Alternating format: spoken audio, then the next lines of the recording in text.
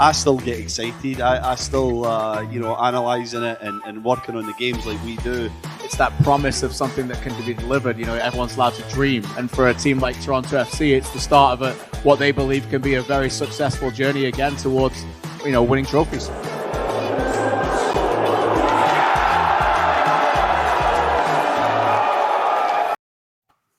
Footy Talks presented by Benjamin Moore. Welcome along to the show. Luke, Stephen and KJ with you as always. And today we will be joined on the show by Toronto FC head coach Greg Vanney.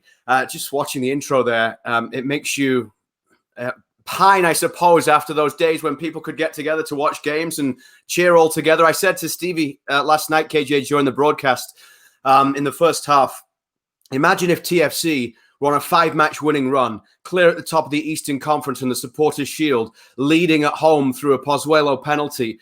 What it would have felt like inside BMO Field last night. Instead, everyone's having to watch on as they play in front of empty stands at Hartford, Connecticut. It almost hit home last night, just what we're missing and what everybody else is missing by not being able to be there.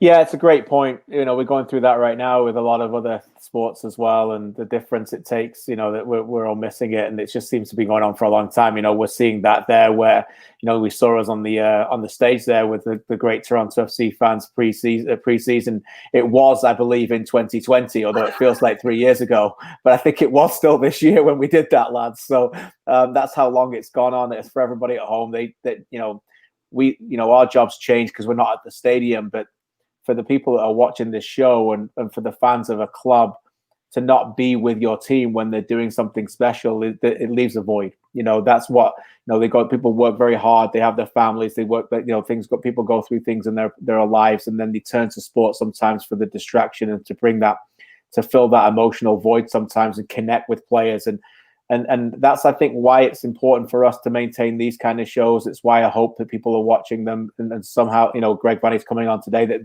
there's a connection there, I'm sure, within their own Zoom conversations at Toronto FC and all professional clubs around the world. Stevie, they're having those conversations. They don't want to lose the fans that, in particular with Major League Soccer, they're so vital to the whole complex of what they're trying to build here. It's still in the infancy, so to speak, in life.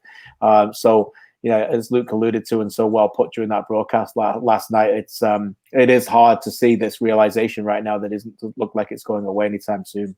Yeah, they've lost that main touch point with their supporters, which was Saturday at 3 or Saturday at 7 or whenever the game comes around. And so clubs are trying to keep that connection, and find ways to bring the fans in, to allow them a little peek in the door. That's what the kind of whole point of shows like this, I guess, are. To allow these fans a little bit extra and a little bit insight. And it's affecting the game, guys. You think about a game like that yesterday, and it's at BMO Field, and there's 30,000 there.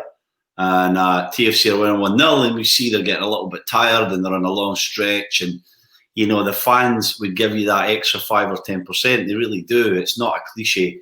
You just feel that energy, and you just find that little bit extra coming from the stadium and from the terraces. So it's missing, and it's affecting games. And the lads score an absolute worldie, but maybe TFC see that game out if there's 30,000 TFC fans there at BMO Field.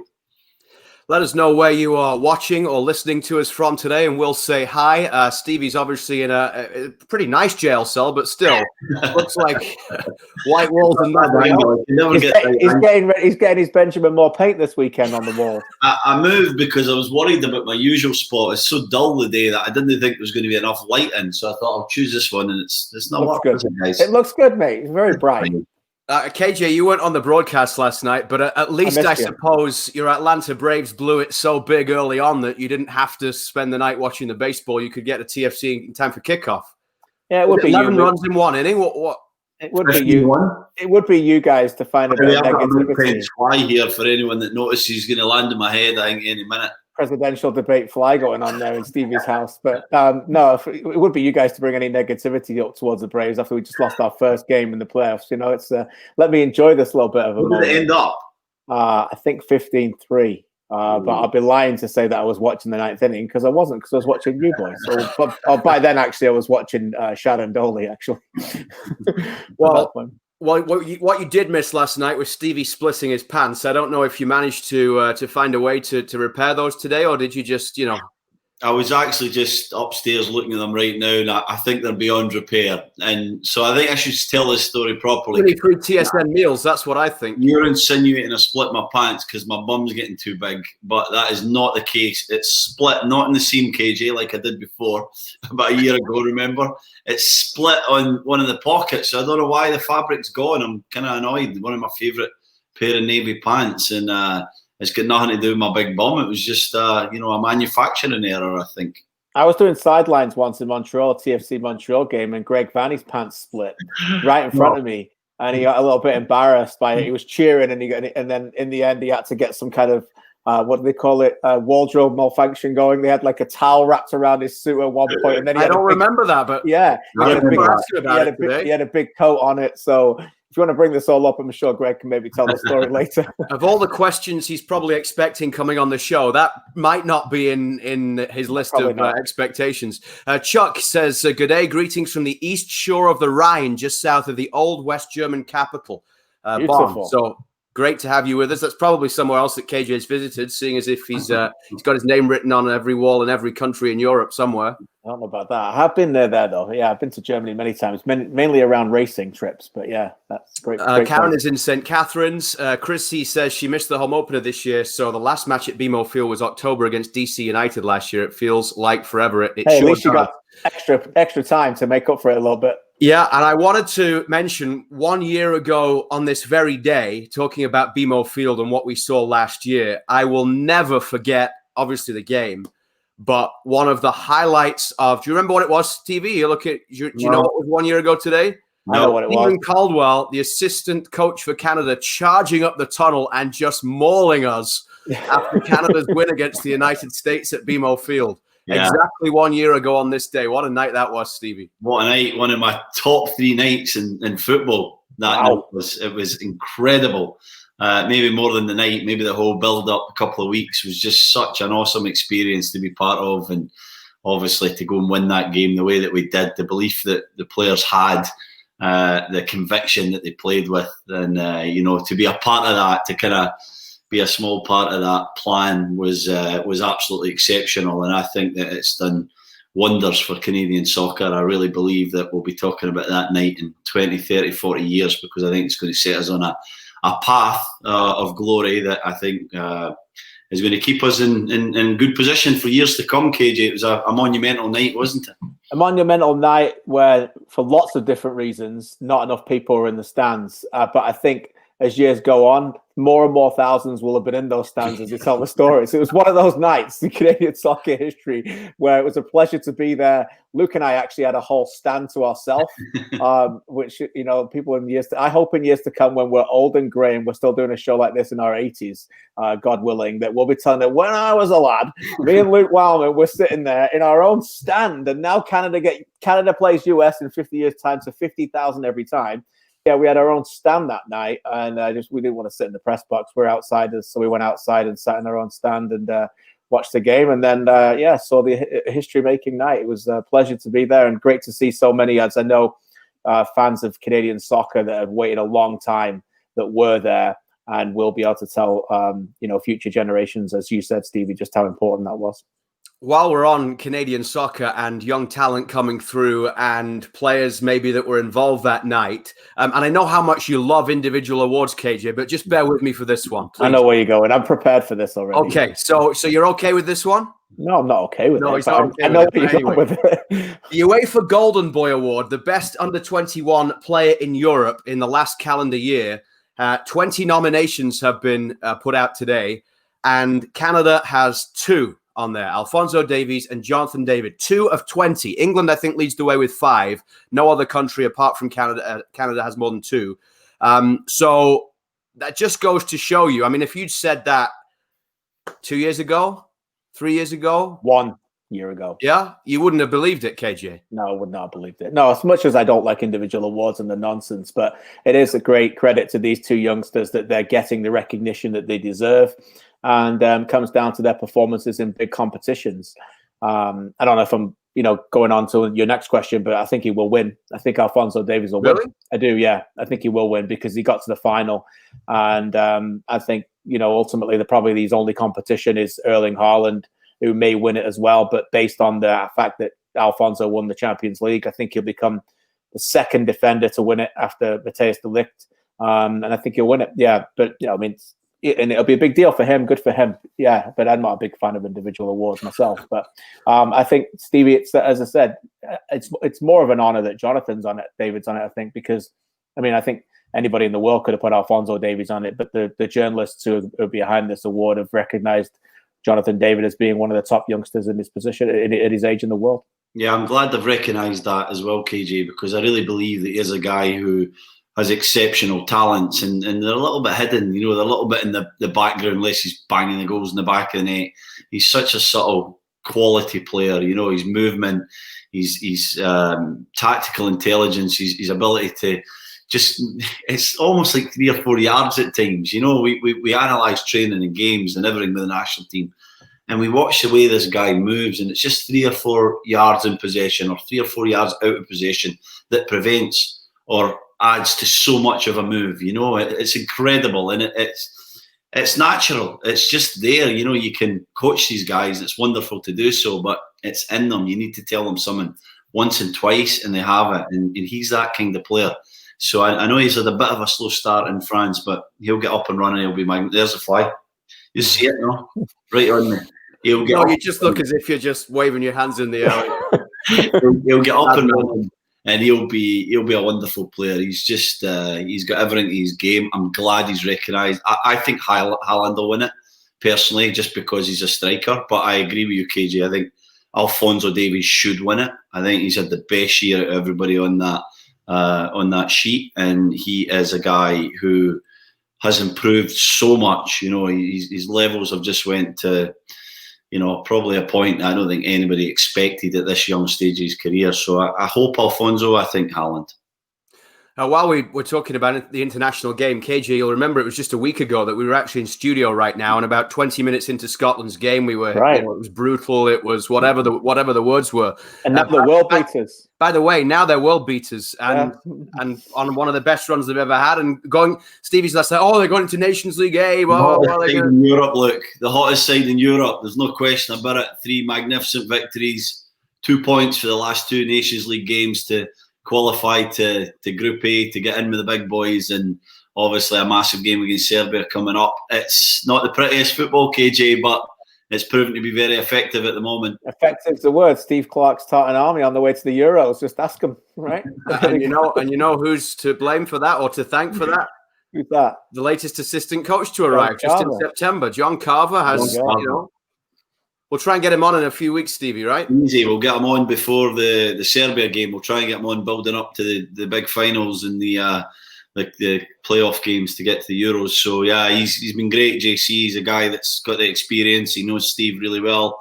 Steve is another guy who's... What I like about Steve Clarke, now I worked with him way back in the day when I was at Newcastle as a boy. And I've saw him through the years. I've played against his teams and had moments with him. But he is a guy who keeps it level. He'll never get too high and he'll never get too low. And I think that's a strong attribute for a head coach of Scotland. It reminds me of the great Walter Smith, who was one of my head coaches with Scotland, who was the exact same. He was a guy who just never let things get too crazy either way. And you need to have that mentality, I think, when you're coaching our national team, KJ, with the way that people can go, any team in Britain, really, to be honest, out of the home nations. But with Scotland, for sure, he'll be telling them the reasons we won these games, the kind of work rate, the defensive side of the game, and the patience and the camaraderie are what's going to make us the best version of ourselves that we can be. And we showed that in these 3, but we're going to have to show it again and again to keep moving forward. Yeah, no doubt. And I actually think, look, there'll be huge underdogs in that game against Serbia that we'll have on TSN, I think the 12th of November. So that should be I'm really excited for it. Just spend 3 or 4 hours in your presence during it will be fun for Luke and I. I'll be nervous for that one.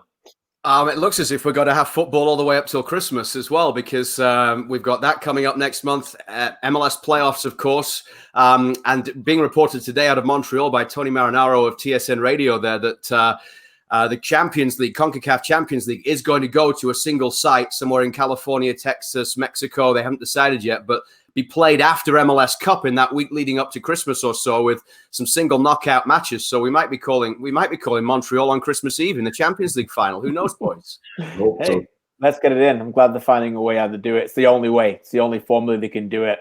I know this has been discussed internally for a number of months. They know the Mexican League gets back pretty quickly as well, so they have to get this in as fast as they can. So, there is a platform from the UEFA. I've already showed them the roadmap in terms of single knockout.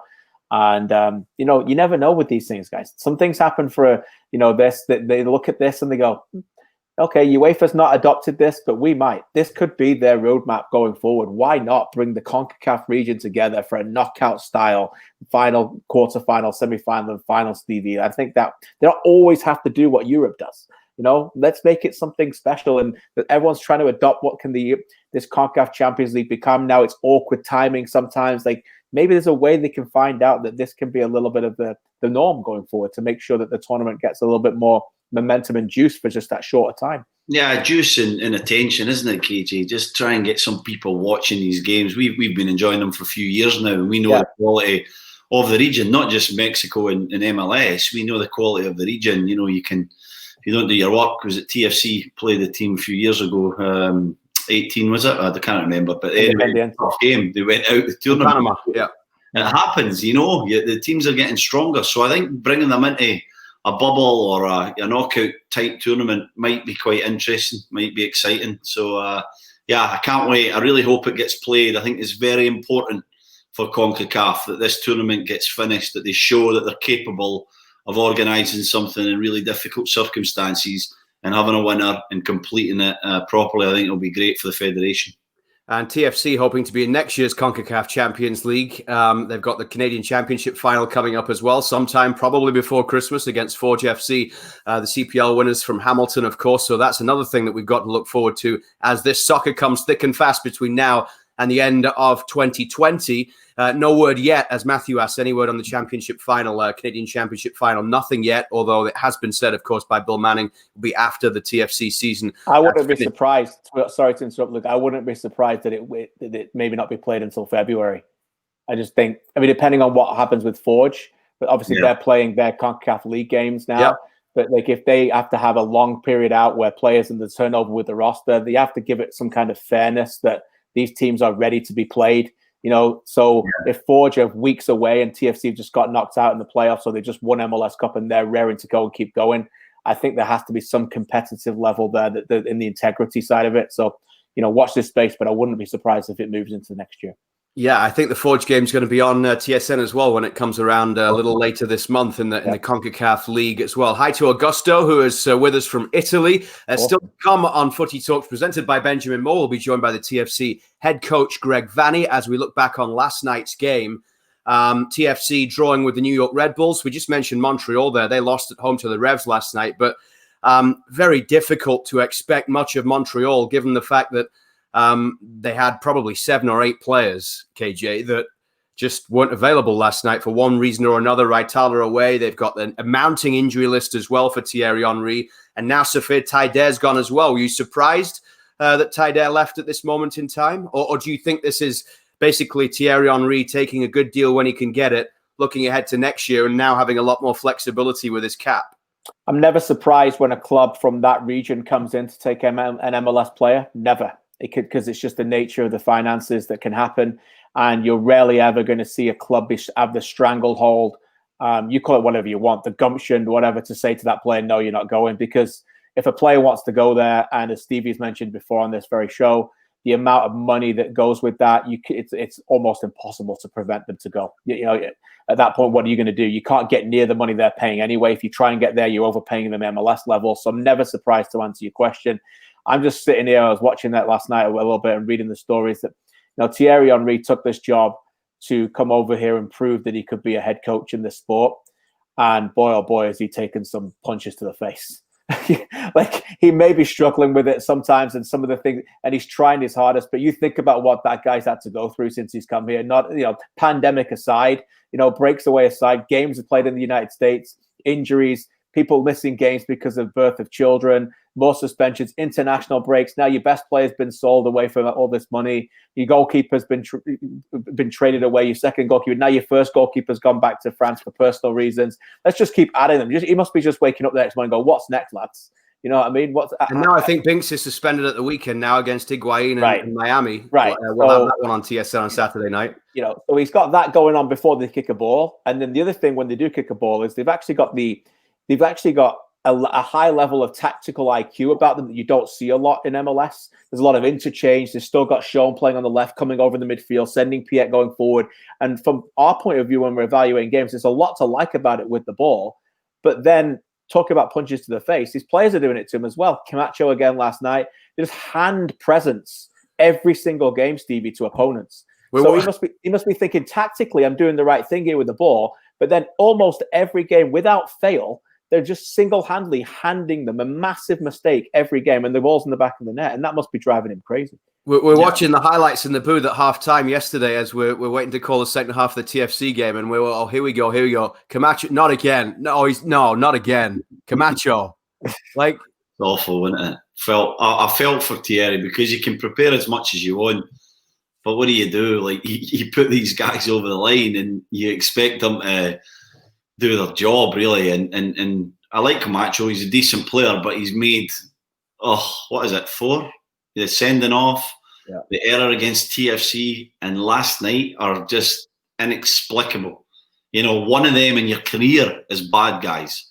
3 in a season, 3 in a shortened season in a space of 3 or 4 months is really, really poor. And so I feel for Theirry. You think of the goalkeeping error where, you know, they're passing out for the back. I know Theirry says these things happen. He wants them to pass, but another bad error. And so, you can prepare all you want. You can come up with the rotations and the 3-5-2 looking like a 3-4-2-1, and you can come up with all these fancy things. But if guys don't do their job, you're going to lose football games. That's what's happening at the moment. So I think the message on Saturday will be just batten down, do your job, make sure you don't make any errors, you're steady, you're reliable, and it would be a big victory if they can get it. Talk about TFC's game last night and the 1-1 draw against the Red Bulls in a moment, and Greg Vanney on the way. But I don't know if either of you guys had the chance to watch the feature on Io Akinola that aired in Sports Centre last night. Anyone who hasn't seen it, it's available on tsn.ca and on the TSN YouTube channel as well. There are so many times in the game, Stevie, and it's not just, I mean, this is a major story of Io Akinola and how he overcame stuff that was thrown at him that most people in life just don't have to deal with. You know, going in a homeless shelter, living there at the age of 12, finding his mom wanting to take her own life and having to deal with that situation, and the motivation that gives to him now as a player. Just goes to show you that Io Akinola, even without that, was a good story this year coming in. But it puts everything into perspective in terms of that hunger and that desire that some players have is far beyond just wanting to be a good football player. Yeah, it's always beyond just wanting to be a good football player. There's something at the bottom of everybody. It's not always a tragic story or a terrible story or a tough upbringing, but there is something there that gives these guys that determination. I mean, you know, it's like you're fighting against millions of people that want to do the same thing, and many of them have the talent, and it comes down to, I've said this a million times for you guys, but it comes down to the resilience and the determination and how you can overcome adversity for the ones that actually get there. And you know, when you hear the story, it makes you realise that everybody's different in this world. And so ultimately everybody's different in the game of soccer, the game of football. So you have to find a way of communicating with people and getting to know them, getting to know their story before you can judge them or assume they're one thing or the other. I think that was the big lesson for everybody, that, you know, get to know people, get to know your teammates. If you're a head coach, get to know your players, understand what makes them tick, understand what they've went through, because only then can you truly manage them and kind of get the best out of them, you know. And so I think that a story like Akinola, it shows you the kind of nurturing that TFC have done. You know, they've known this story. They know what's going on inside the guy's life, I'm sure. And they've nurtured this lad along to the point where he feels confident, he's ready, he's matured, and he's shown some wonderful performances. His performance last night, last thing for me, KJ, was really interesting because he still made the right runs. and he got into great areas. He just didn't have the spark and the bite.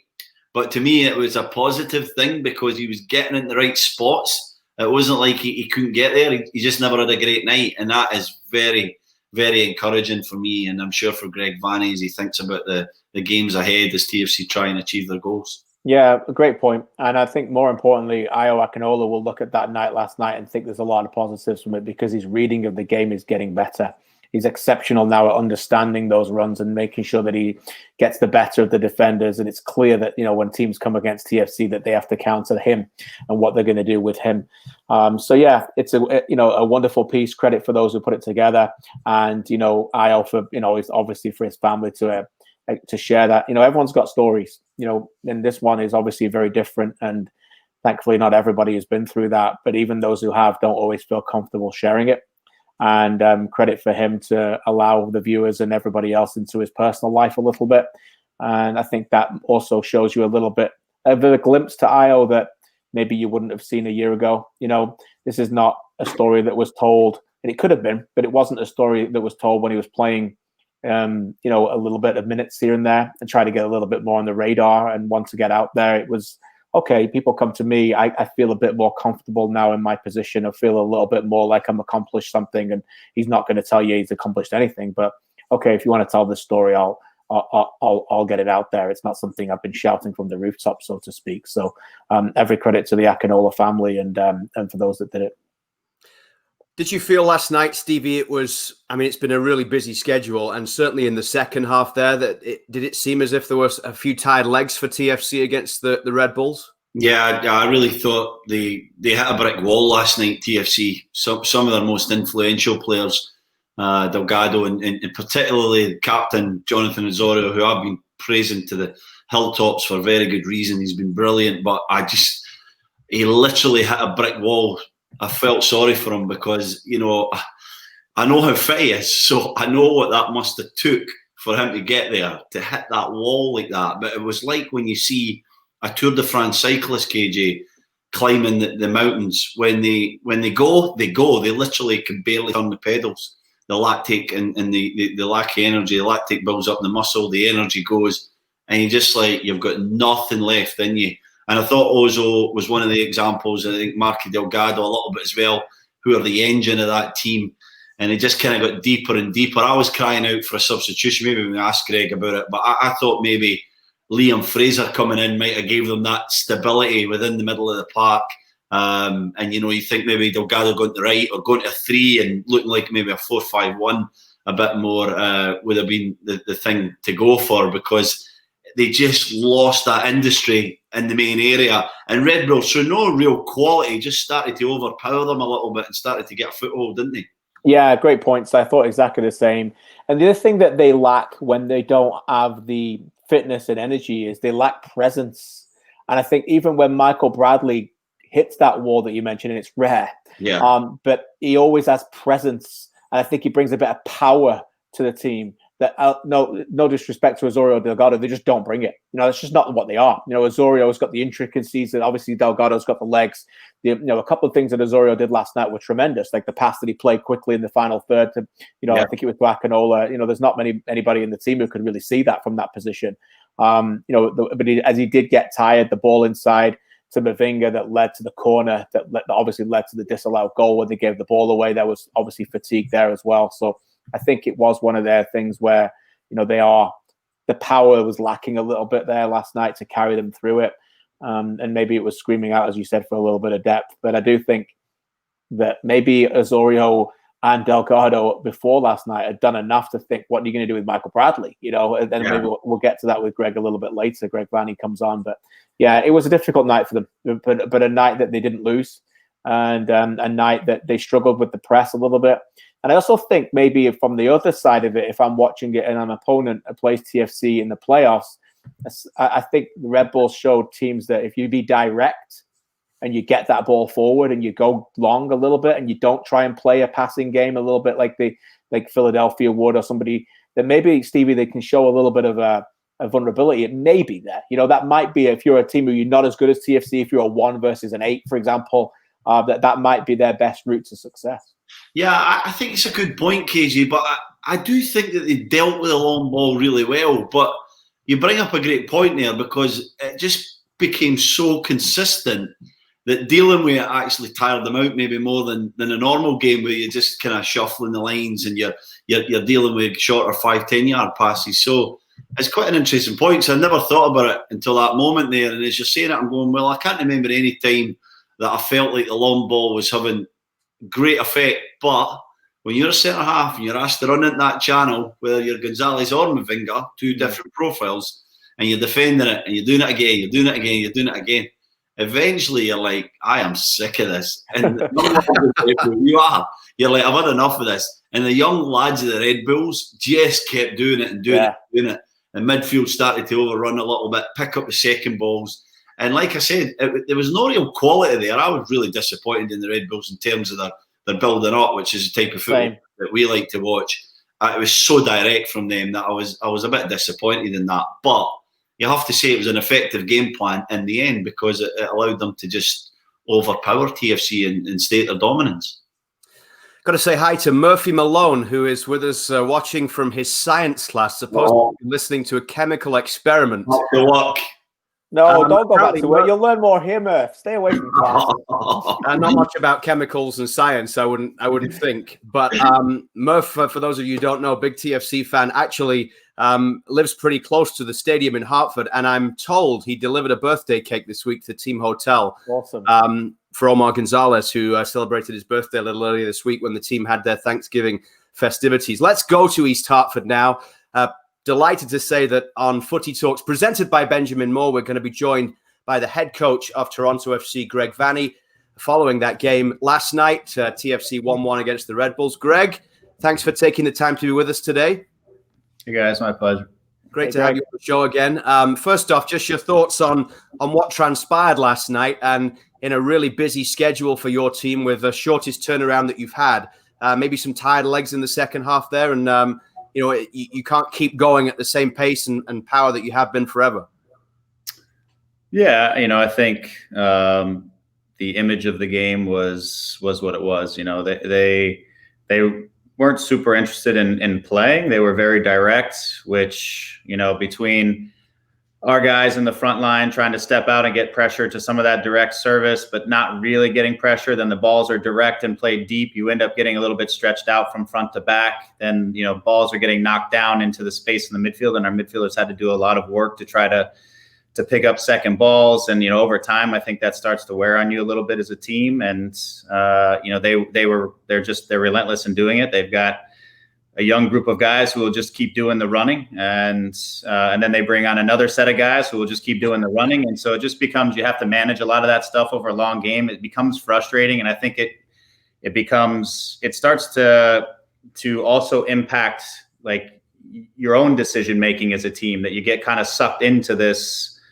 concept that the game is a certain way. And you get almost over eager at times when you do have possession and you do get into the other team's half of the field, that you have to finish these attacks pretty quick, or you have to, and the game just kind of ends up being a little bit chaotic. That's sort of, you get sucked into that view of things. And I felt, between a little bit of tired legs and then I think a little bit tired minds as well, we got pulled into that a little bit too much over the course of the night. Again, I think when you play teams that are willing to play like that sometimes and press all out, you really got to punish them when you do get the chances, because if you do, then it really changes, again, the mindset of the game and the mindset of the opposition. And we let a few chances go by that maybe we would like to have done a little bit better with. And so, it just, this being the fourth game in this set, I think a lot of it just starts to kind of compound over the course of 90 minutes, and we never really want to try to break too far away from our vision of having the ball and playing through the pressure and being able to move things. We don't want to get into just playing direct, though. At times, it's the direct, the route one route is also a good way to pull them apart sometimes, because they're overcommitted to pressing, but then you run the risk of stretching the game out again. So it becomes an interesting sort of quandary as you play over the time. And when, like you said, it's all 3 days of rest, you don't get a lot of time to prepare for something that is a little bit different than maybe you play against in other games. And so our focus here was more on just recovery and rest and trying to live on the continuity of each of these games as we go from one to the next. And this is just a very different image of the game than what we've encountered in the last few. So, we did enough to be ahead in the game, and we did enough to create some chances to get the 2-0, I thought, lead. But by not, we leave ourselves vulnerable, and a team that's just going to be opportunistic. That's the way they play the game. They're opportunistic and they look for their moment. And what a hell of a finish by the young man anyways. You got to give him credit for the shot, but I was a little more disappointed that we lost the ball again between our lines in our half of the field. That sort of leads to that opportunity that they get, but it's quite the shot that he put away. Greg, before you came on, we were talking a little bit about what you said there about New York going direct, and you said if you change your style there, you just said, you can run the risk of it getting stretched. Despite the tired legs and the tired minds, does it say a lot about maybe your leadership, but this team that even though the team tried to take you away from the different look, that your guys still kind of stuck to your game plan, that we know what you guys play now, and that you don't turn it into that kind of game that they wanted to, particularly from you with an attacking point of view? Yeah, again, I think that's that's something we've set in stone here for a while, and that's the players that we have. It's the way they view the game too. With Io up top and his ability to get behind, sometimes you can drop some balls into the depth and just let him go and track, which is nice to have. But our guys we're all committed to playing because we think over the course of 90 minutes it's our best chance of getting results, not shifting into something else or trying to do something too different from what we've done. And it's been good for us. So we stick with it. I don't think we were at our sharpest version of it last night by any stretch. Too many balls lost. Sometimes guys taking just a little bit too much time on the ball against a team that they go the extra yard on you defensively. Like, they don't just get close to you, they go through you. And so if you don't move the ball quickly, then you turn over the ball. And we got caught on the ball a few too many times, where if we just move the ball just a little faster, I think we could expose some of the gaps that would be created through their aggressive pressure. But in the end, it's, again, the mentality of the group is what's enabling us to be where we are right now. I mean, there's a lot of things that are challenging that we could be focusing on, and we're not. And everybody, no matter what the image of what any of these games look like, we're competing from first minute to last minute, and we're dealing with whatever we have to deal with on the field, off the field, in every other way, which is why we are where we are. So a lot of credit to our guys for just the strength of mentality, really, through all of it. Greg, I want to pick up on that kind of point. Really, I had a great coach and mentor at Newcastle called Tommy Craig, who used to say tiredness is a state of mind. That was his favourite thing whenever we were getting tired, and how difficult it is what you guys are dealing with. And how do you as a head coach keep these lads kind of going and motivated? They're away from their families. Some have young families. Some are young lads who want to enjoy a great city like Toronto, and they're kind of stuck in their hotels, and they're just kind of going through Groundhog Day, it feels like, playing game after game. We know you guys have done a brilliant job of it, but how difficult is that for you to try and find motivation for these fellas, and not just on the pitch, but kind of out with the game and different activities to keep everybody fresh, light and clear? Yeah, for us, the one thing that we have that's good for us is I think our guys lean on each other. There's a lot of friendships on the field, off the field, that exist within our team, and guys who really kind of see each other like family in some ways. And so they lean on each other. I think from the staff standpoint to the players, I think there's a really good relationship there in terms of just communicating and just being. We acknowledge what the situation is, but we have two ways to deal with it. We can sit back and complain about it and make it worse for ourselves, or we can find the best way to lean on each other and give each other strength and support each other through it. And good things might be able to come out of it. And if you can, at the end of the day, people are going to be talking about how strong of a group you are and what an amazing feat this is if you can do all of this stuff. And that's much better than the alternative in the end. So we just need to be there for each other and understand that it's challenging. The club obviously does a nice job of trying to help families that aren't here or that are away, and so to try to take some of the stress off of the guys there. But I do think a lot of it is just the relationships all across the board, from our staff, from our medical staff to the guys and everywhere else, that this is a little bit of a family support system here, even though times aren't great. And so from there, we we try to build off of that. And to be fair, good performances, good results, all kind of feed into it, because if you get on the wrong side of it, then the negativity can start to creep in. Little things start to become big things, and we've been able to manage to stay on the right side of all of that. You probably haven't had a chance to see it yet, Greg. I'm not sure, but we were talking earlier in the show, and it's along the lines of the personal side of things. Ayo Akinola's story that aired on TSN last night during SportsCenter. Incredible story where he takes people in depth into what he had to go through, living in a homeless shelter, things with his family, and the pressure that is on him or has been on him to get to where he is now, not just from a footballing perspective. And I wonder when you, it's probably one of a number of stories that you know of like that, Greg, but coaching isn't just about what you do on the field. And I know from your perspective, a lot about what you do off it as well. And these relationships with these players, how important from your perspective, and has it become more so as you've grown in your management, is it knowing those backstories to all the players that are within your locker room?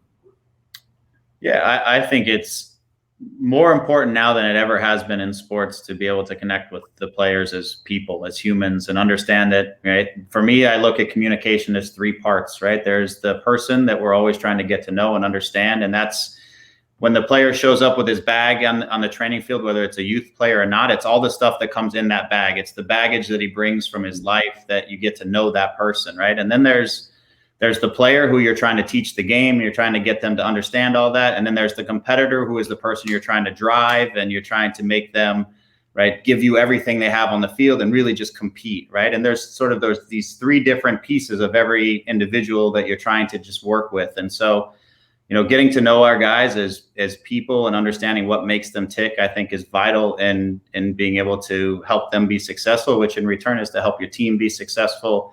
And I think that's more prevalent now in society and the way things work in society now, with social media and everything about how emotions and people feel and all of these things that are in there. And so getting to know them is huge. You know, in Ayo's specific case, he's a player I've known since he was really young.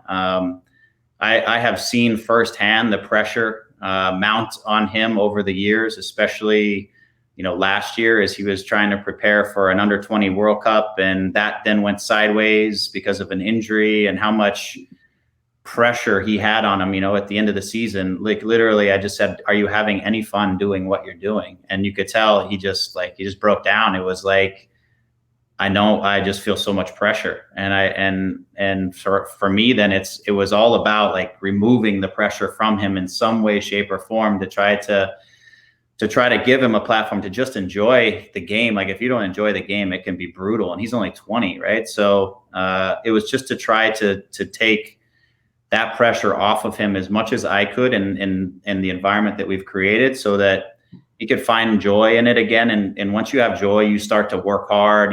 Things start to happen because he's talented. And we started to see that. And at the beginning of this year, I think he bought a house for his family, which I thought was, it's like the truest sign of success if you can buy a home for your family and move them into a place. And I felt like he had accomplished something big for his family, and you could see some of that come through his play. And now we've seen him emerge, right?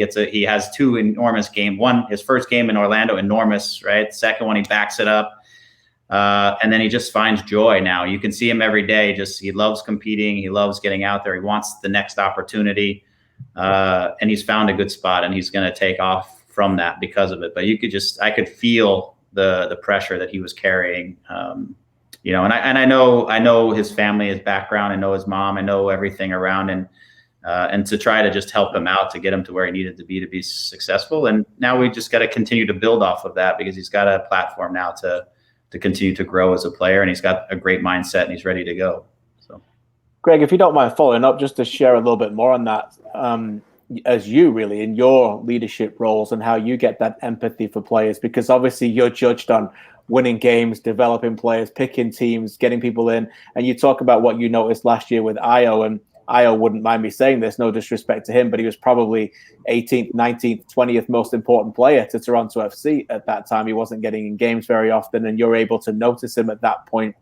How quickly did you recognize that in the job that you've had now, that you needed to make sure that those players are there, because there may be an Io Akinola right now in your squad who may be number 19, 20, 21 that this time next year we may be talking about because of his success on the field. So maybe just talk to us a little bit about that, because I'm sure as a coach in some regards it's easy to focus on those 11 every week, isn't it?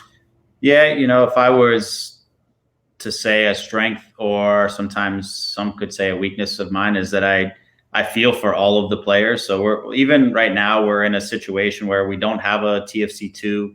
We don't have a platform for some of our younger players to get games right now. They're here with us. They're just training every day. And I'm like, there is an 11 or 14 or 15 who are trying to get us results. And now we're at the top of the supporter shield race, but I'm trying to figure out, how do I get these guys minutes? How do I keep these guys motivated and moving forward? Whether it's Jaden or Jack, or Jaquil, or these young guys that we believe in, but others like Subasa and, Jacob Schaffelberg and these guys. Like, I have more energy right now when I sit here thinking about, how do I keep those guys moving forward, because we don't have all the platforms at our disposal.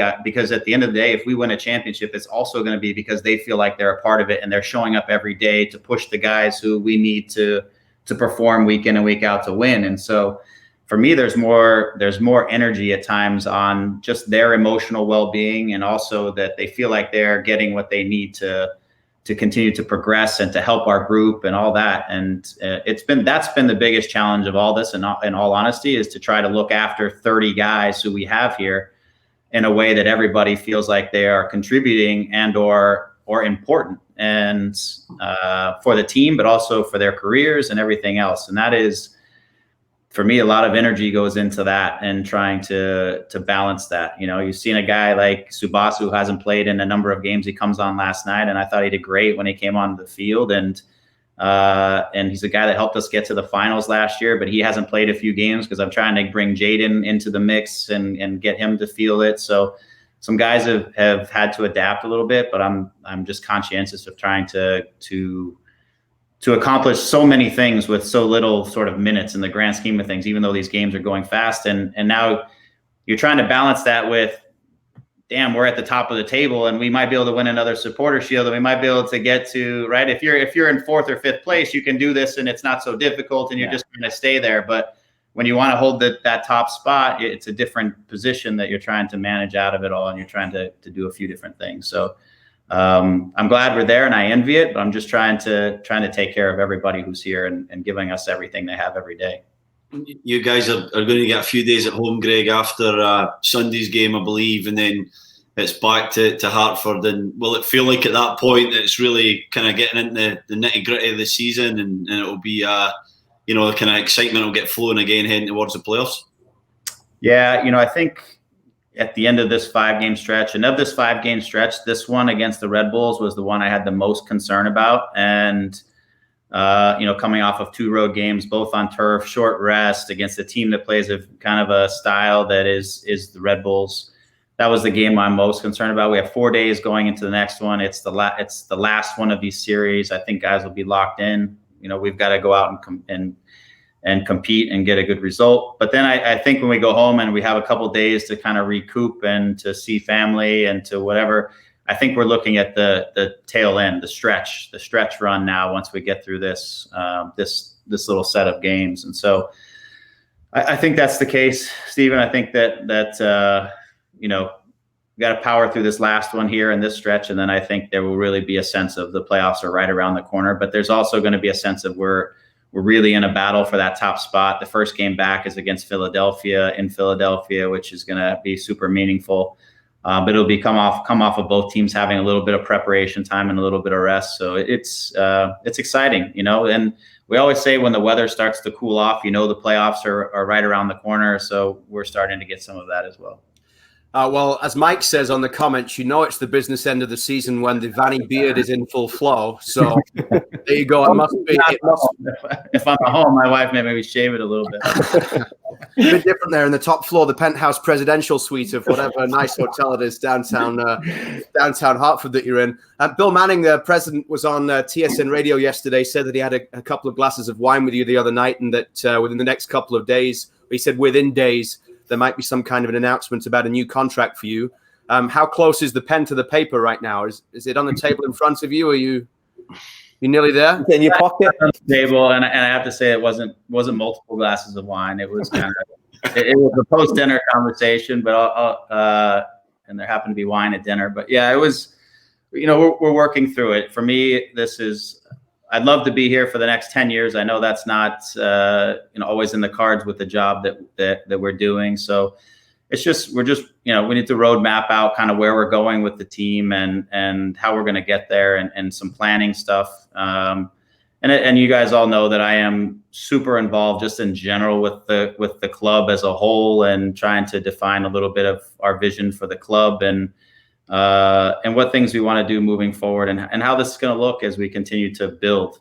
My goal here is that I want TFC to be the best club in North America and that we start to close some territory on what we're measured against, which is clubs around the world. And what does that look like? And what does that entail? And how do we get there? And how do we achieve that?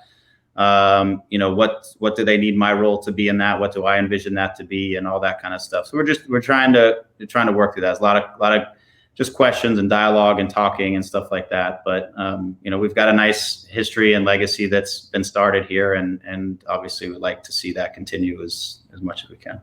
So a 10-year contract on the way then, is that what I'm hearing? I don't know what that's going to look like. I don't think anybody trusts me that much, but listen. Hey, Alan Pardew got an 8-year contract once. Yeah. He did not win anywhere near as much as you won, Greg. So maybe you can put that in there a little bit, at least. Ask for that. Every week on the show, we have the Benjamin Moore do-it-yourself play of the game. And this week, we saved it for something that I spotted on the Toronto FC Twitter account this week. Producer Kev can play this. You know where I'm going here. 1996, the Western Conference Final. LA Galaxy against Sporting Kansas City. And the shootout here. Talk us through this. Yeah, the touch was a little too far for me. I got a little nervous, I think, when I see the keeper coming hard and the touch was there. So then I feel like I rushed it at the end, but I managed to sneak it under him.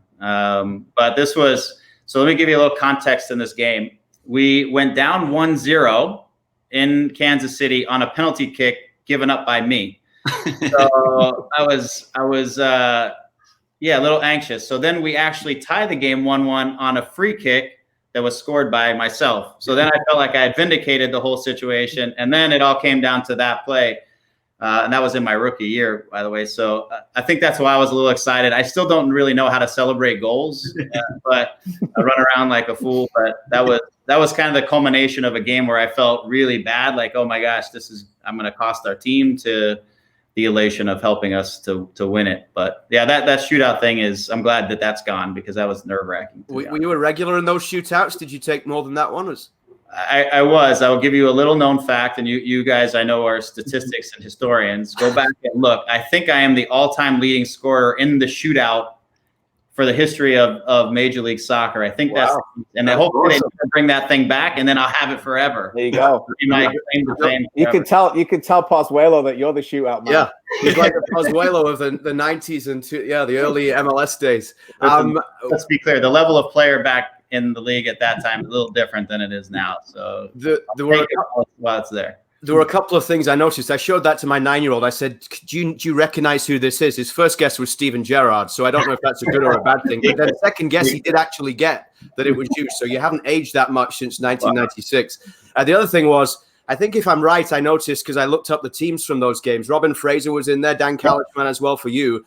And what are the odds that all this time later, 3 past or present TFC coaches, because I think in Kansas City's lineup, Mo Johnston and Preki were both in there as well, if that's right, for the Wizards. Yeah. And the goalkeeper was Garth Lagerwey, who obviously we know is an executive in the league now. So a lot of guys who've had some roles around the league, but a lot of TFC connections there, as you said. Yeah. And some great jerseys as well along the way. Man, those things were like 5 pounds.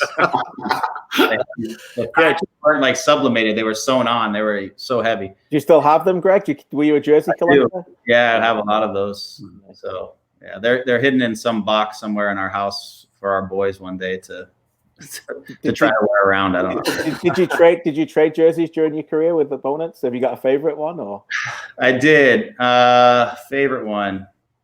That's a good question. Anyway. I was one that was always a little more like shy from going and trading with guys, but there are a few that I picked up mostly in the days that I was in France. I think I traded with. We played Brazil once, and I played against Romario to age himself a little bit, which was one of the most incredible moments. We played in a back three, and I was literally like man marking him in the day. But I think he came out before it all concluded, and I didn't get one. So that was a day I remember. But I got a jersey from someone I just don't remember who. I'm Really appreciate you taking the time to join us from Hartford, Greg, today. All the best for the next couple of days leading up to the game against Atlanta, which, of course, we'll have live on TSN, and for the rest of the season as well. And enjoy your time at home when you get it next week for a couple of days. Thanks, guys. Thanks, Greg. Keep it up. Greg Vanney, the head coach of TFC. Who's the jersey you remember swapping, Stevie? One of my guy called Gary Caldwell. Did you swap with him? I never played against Gary, did I? So I definitely would have swapped with him. But one of my favourites is Uruguayan called Recoba. You remember him? Left footer KJ, I'll remember him. Inter Milan. Yeah, he played for Inter Milan, and we played them in the Champions League, and I think I got 10 minutes.